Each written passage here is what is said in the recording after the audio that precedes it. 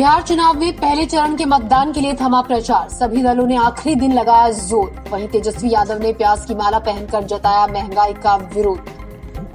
चुनाव प्रचार करने पहुंचे साक्षी महाराज को याद आ गया कब्रिस्तान शमशान। कहा अनुपात के हिसाब से होना चाहिए कब्रिस्तान, धैर्य की न ले परीक्षा। दिल्ली में प्रदूषण के बिगड़ते हालात पर केंद्र सरकार लाएगी नया कानून। केंद्र ने सुप्रीम कोर्ट में 3 से 4 दिन में प्रदूषण पर कानून लाने का किया वादा। वहीं सुप्रीम कोर्ट ने पराली की निगरानी के लिए समिति बनाने के फैसले पर रोक लगाई। बिहार विधानसभा चुनाव को लेकर सियासत अपने चरम पर है। वहीं राजनीतिक गलियारों में तापमान भी बढ़ रहा है। ऐसे में पहले चरण के मतदान को लेकर प्रचार का शोर सोमवार शाम को थम गया। बिहार चुनावों में रोजगार, पलायन, श्रमिकों का मुद्दा तो छाया ही रहा। इसी बीच प्याज भी एक अहम मुद्दा बन गई।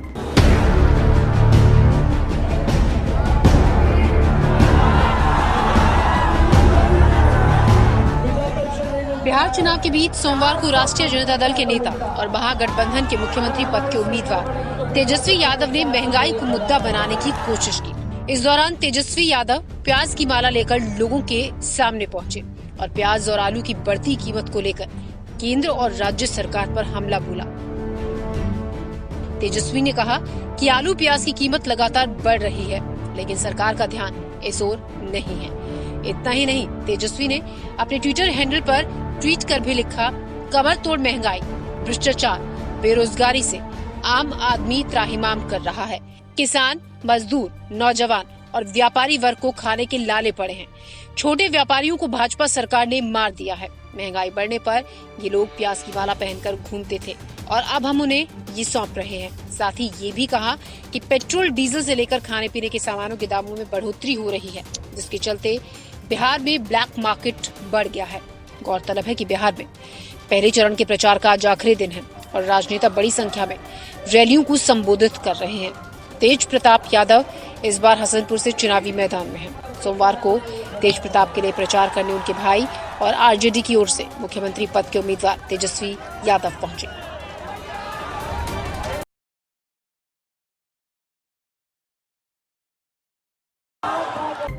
दिल्ली एनसीआर में वायु प्रदूषण को लेकर केंद्र सरकार सख्त हो गया है। ऐसे में केंद्र सरकार ने सुप्रीम कोर्ट में कहा कि वायु प्रदूषण और पराली जलाने को लेकर एक व्यापक कानून वो लेकर आ रहे हैं। केंद्र सरकार के इस फैसले का सुप्रीम कोर्ट ने स्वागत किया।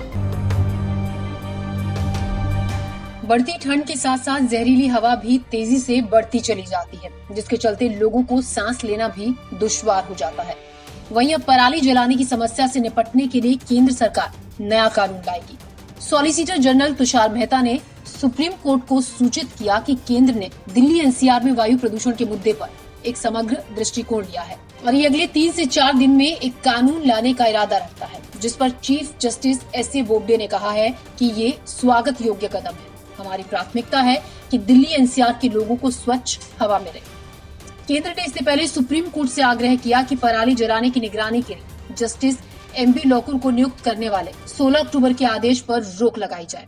बहरहाल मामले में एमिकस क्यूरी की हैसियत से कोर्ट की सहायता कर रहे वरिष्ठ वकील हरीश साल्वे ने भी केंद्र के प्रस्ताव का समर्थन किया और अब कोर्ट मामले पर 29 अक्टूबर को आगे सुनवाई करेगा।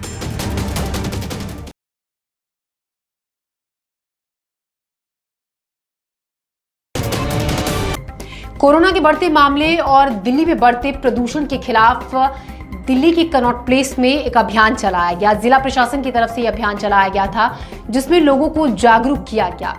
लोगों को कहा गया कि मास्क पहनना कितना जरूरी है, ये उन्हें बताया गया और ये सब कुछ बताया गया एक रावण के पुतले के जरिए और कोरोना के कार्टून बनाकर, कोरोना के डमी बनाकर लोगों के बीच पहुंच रहे थे इस अभियान से जुड़े हुए लोग और उन्हें बता रहे थे जब रावण जैसा शख्स, क्योंकि रावण के पुतले को मास्क पहनाया हुआ था कि जब रावण मास्क पहन सकता है तो आप मास्क क्यों नहीं पहन सकते, क्योंकि मास्क पहनने से ही आपकी सेफ्टी है। और प्रदूषण के मुद्दे पर भी लोगों को जागरूक किया गया। ये कहा गया कि प्रदूषण को कम करने में आप अपनी भागीदारी निभाएं और दिल्ली के प्रदूषण को कम करने के लिए आगे आएं।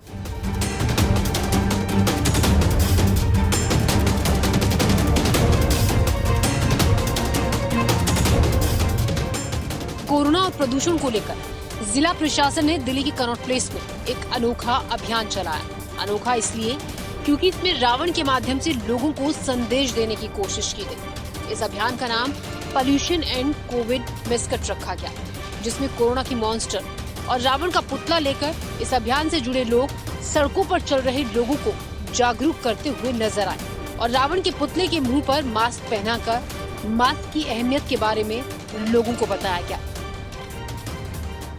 नई दिल्ली जिला प्रशासन की तरफ से पहल है, कोरोना और जो पॉल्यूशन है उसके लिए लोगों को जागरूक करने के लिए हमने ये मॉन्स्टर्स यहाँ पे इशू करे हैं। ये टेडी बियर टाइप के हैं, मैस्कट हमारे हैं। इनका नाम हमने दिया है पीसी मॉन। पीसी मतलब पॉल्यूशन कोविड मॉन्स्टर। तो इससे हम लोगों को जागरूक कर रहे हैं कि पॉल्यूशन और कोविड बहुत ज़्यादा सीरियस इशू है।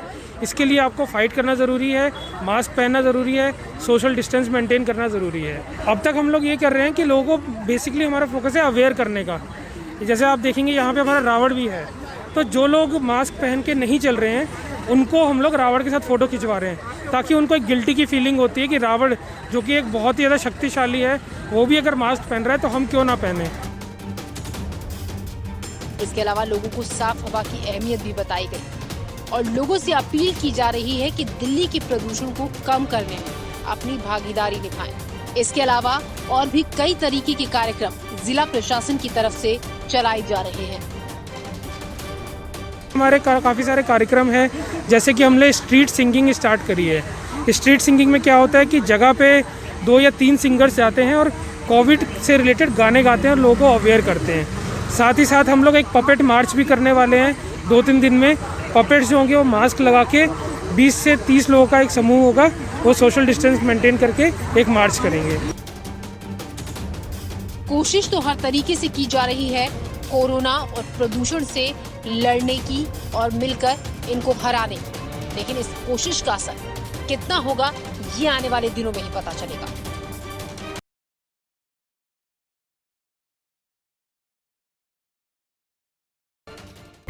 दिल्ली में कोरोना वॉरियर्स सैलरी न मिलने के चलते हड़ताल पर जा चुके हैं और अब कर्मचारी भी हड़ताल पर जाने की धमकी दे रहे हैं। ऐसे में इस मामले को लेकर राजनीति भी चरम पर है। तीनों निगम के मेयर इस मामले को लेकर विरोध कर रहे हैं। साथ ही मुख्यमंत्री अरविंद केजरीवाल के घर के बाहर ये तीनों मेयर धरने पर बैठ गए। कोरोना वायरस संकट के बीच देश की राजधानी दिल्ली में डॉक्टरों को सैलरी न मिलने का मामला सामने आया है। राज्य में अस्पतालों में काम करने वाले कोविड वॉरियर्स बीते दिनों से हड़ताल पर बैठे हैं और बकाया सैलरी की मांग कर रहे हैं। इसी बीच सोमवार को दिल्ली के तीनों मेयर भी इस मसले को लेकर धरने पर बैठ गए। तीनों मेयर्स ने दिल्ली के मुख्यमंत्री अरविंद केजरीवाल के घर पर धरना दिया और डॉक्टरों को सैलरी देने की मांग की। धरने पर बैठे उत्तरी दिल्ली के मेयर जयप्रकाश, पूर्वी दिल्ली के मेयर निर्मल जैन और दक्षिणी दिल्ली की अनामिका सिंह ने केजरीवाल सरकार पर गंभीर आरोप लगाए हैं। उन्होंने कहा कि दिल्ली सरकार पर 13,000 करोड़ का बकाया है। मेयर के धरने पर बैठने पर भी राजनीति तेज हो गई है। वहीं आप नेता दुर्गेश पाठक ने बीजेपी पर डॉक्टरों को सैलरी न देने की बजाय राजनीति करने का आरोप लगाया।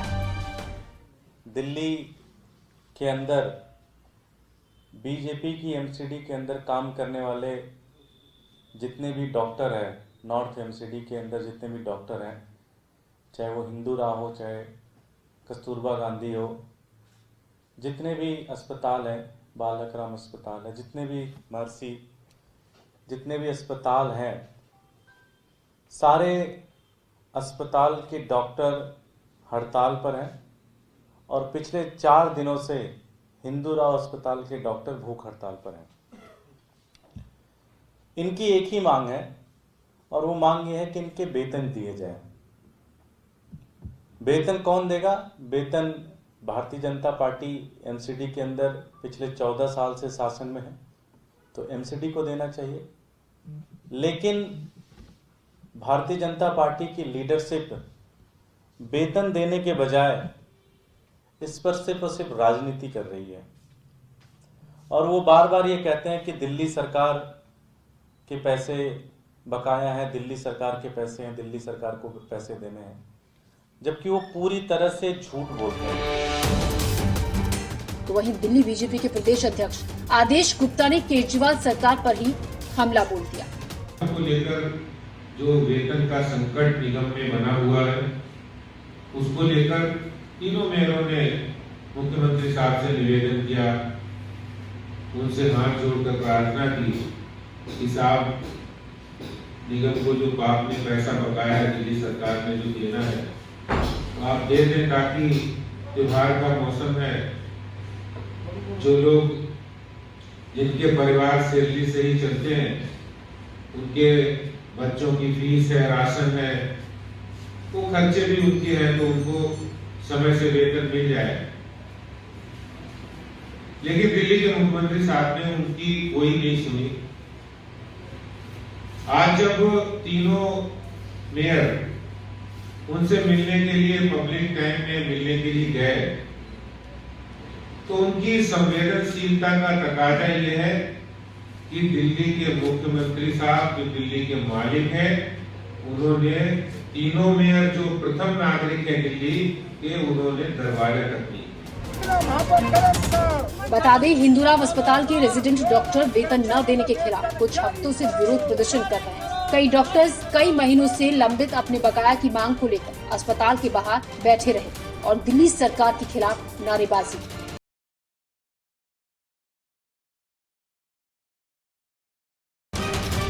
प्रधानमंत्री नरेंद्र मोदी ने अपने कार्यक्रम मन की बात में सुमन देवी नाम की एक महिला का नाम लिया और जब से ये नाम मन की बात में प्रधानमंत्री नरेंद्र मोदी ने लिया, तब से इस नाम के बारे में हर कोई जानना चाहता है।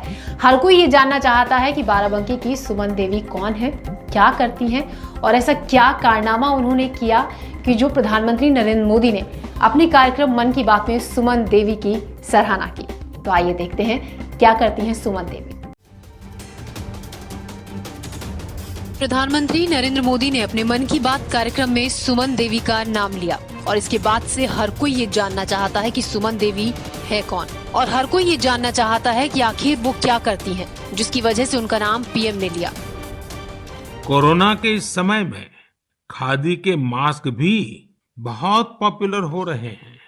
देश भर में कई जगह सेल्फ हेल्प ग्रुप्स और दूसरी संस्थाएं खादी के मास्क बना रहे हैं। यूपी में बाराबंकी में एक महिला है सुमन देवी जी।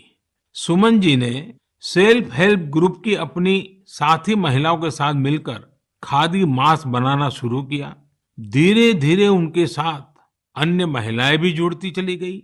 अब वे सभी मिलकर हजारों खादी मास्क बना रही हैं। हमारे लोकल प्रोडक्ट्स की खूबी है कि उनके साथ अक्सर एक पूरा दर्शन जुड़ा होता है। प्रधानमंत्री ने मास्क बना रही बाराबंकी के महिला स्वयं सहायता समूहों की प्रशंसा करते हुए सुमन के नाम का उल्लेख किया था। हालांकि सुमन मन की बात को नहीं सुन पाई, लेकिन जब उन्हें इसकी जानकारी मिली तो वो खुशी से फूली नहीं समाई। सुमन ने कहा, इससे बड़ी बात और क्या हो सकती है कि प्रधानमंत्री ने इस पहल पर ध्यान दिया और इससे हमें कड़ी मेहनत करने का प्रोत्साहन मिला। बाराबंकी में त्रिवेणीगंज ब्लॉक के गुरुदत्त खेड़ा की रहने वाली सुमन देवी ने सुभद्रा देवी, विमला देवी, सुनीता और रेणु सहित 11 अन्य महिलाओं के साथ अगस्त 2016 में मां वैष्णो स्वयं सहायता समूह शुरू किया था। ये समूह मास्क बनाने, मिर्च और टमाटर उगाकर महिलाओं को आत्मनिर्भर बनने में मदद करता है।